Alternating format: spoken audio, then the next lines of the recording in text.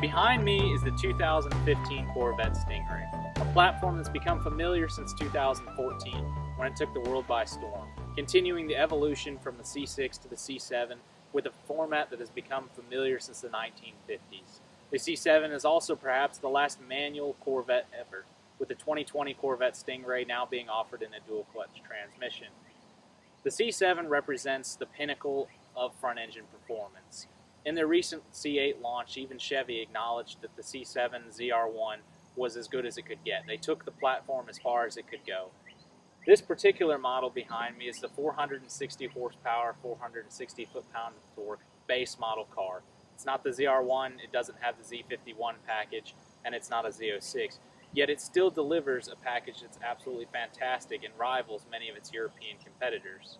This particular C7 is also outfitted with some carbon fiber with the Stage 2 aero package as well as an APR rear wing. Well, the C7 marks the end of the front-engine Corvette, a platform that's become familiar to all of us since the 1950s. The C8 ushers in a new exciting prospect. It's going to take the Corvette and evolve it from an American sports car to a world-class supercar. With its dual-clutch transmission and its mid-mounted V8, it promises to make the American Corvette a European and worldwide supercar, continuing a legacy that has been American and transitioning it to a worldwide audience in both performance, looks, and inspiration.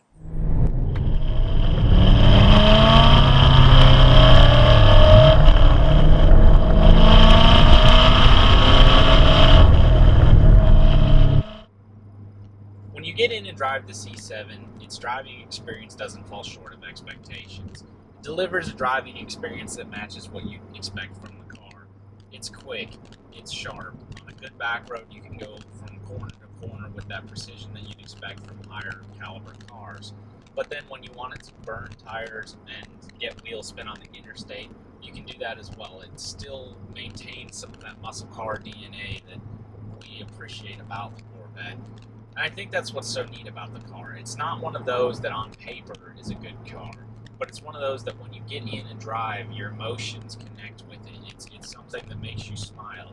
I've been fortunate enough to spend over 10,000 miles daily driving this car in temperatures from negative 15 degrees all the way to 100-something degrees, and the car hasn't skipped a beat. And what's so neat about it is that it makes every driving situation an occasion. When you get in and drive from point A to point B, you're not lacking anything. You still get in, you have that rumbling V8, you still have the look, you can take the roof off. In this particular case, with it being a 7-speed manual, you can row your own gears. And I think that's what's so neat about the Corvette platform. Not specifically the C7, but all Corvettes since the C1 have offered that. They take the idea of having to get from point A to point B with four wheels and an engine, and they turn it into something special, but yet something that's practical and obtainable, and that's a very, very hard combination to get. A lot of cars can do that, and they do it well. The 911, some of your M-Series BMWs, Ferraris, and Lamborghinis, but few can do it as good as the Corvette at the price range that the Corvette is. And this is just a base model. We're not talking about Z06 or ZR1, which performance levels are beyond comprehensible almost. The Z06 is one that when you start accelerating it, it's crazy because you don't expect it to continue. It keeps accelerating past when you feel like it should. And I think that's what the C7 delivers. The C6, C5, C4, C3, they all have their own different characteristics and traits that make them unique cars, and it's why people have preferences between different models. But the C7, as Chevy just mentioned in their C8 launch, was as good as the front engine platform could get. It doesn't get any better than this, and I think that is what makes it such an excellent car. And now with some of them being available in the high 30s to low 40s, it makes it one of the best bargains in the world. You can have 80%, really 90% of the exotic car experience for roughly $40,000. And that's kind of unprecedented. The C5 and C6 didn't necessarily offer that to the same level as the C7 just because their interiors weren't quite where people wanted them to be, and they still shared a little more of the muscle car DNA than rather the sports car one, unless you're talking about your Z06 and ZR1 with the C6.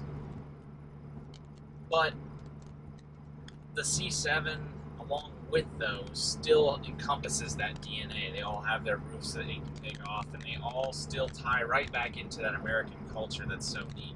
When you see a C7 or any generation Corvette for that matter, you can think about a Prince song, you can think about a movie, you can think about astronauts. It's really neat to think about how they connect to all people. A family member of mine has a C5 Corvette, and his wife's not even remotely a car person, but despite that, she still has that connection to the Corvette. When she sees one drive by, she'll point it out, and I think that's a super neat thing, how one car can bring so many people together.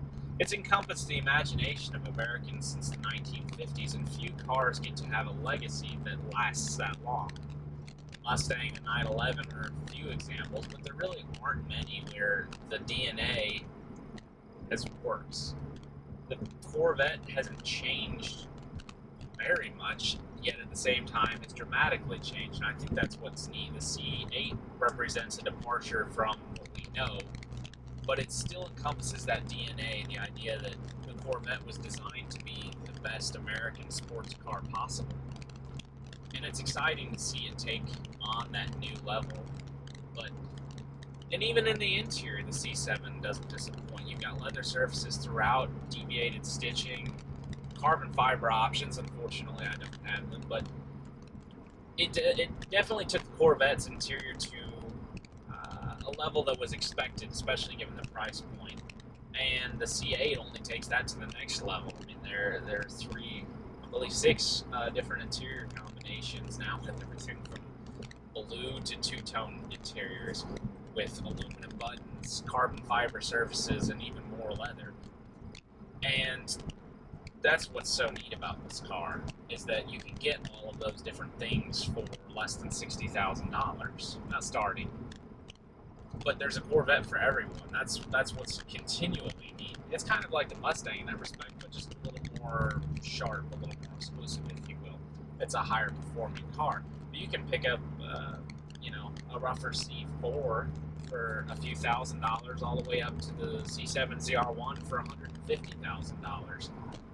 And all of that combined is what makes this such a great platform. The C8 doesn't outdate the C7. It certainly marks a change and the end of an era. It's the end of the line.